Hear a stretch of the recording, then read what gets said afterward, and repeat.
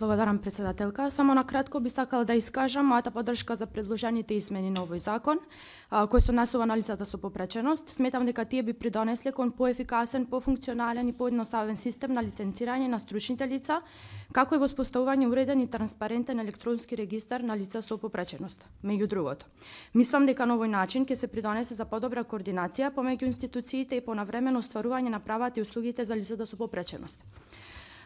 Сега во контекст на ова, вие како заменик министер, знаете дека доаѓам од место каде што има многу семејства кои што се старатели на деца кои што се токму лица со попреченост.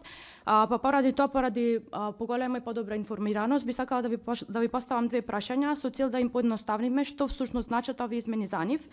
Првото прашање е кој ќе има пристап до досието на лицата со попреченост во електронскиот регистар и дали лицето ќе има право на увид, исправка или можеби бришење на податоците.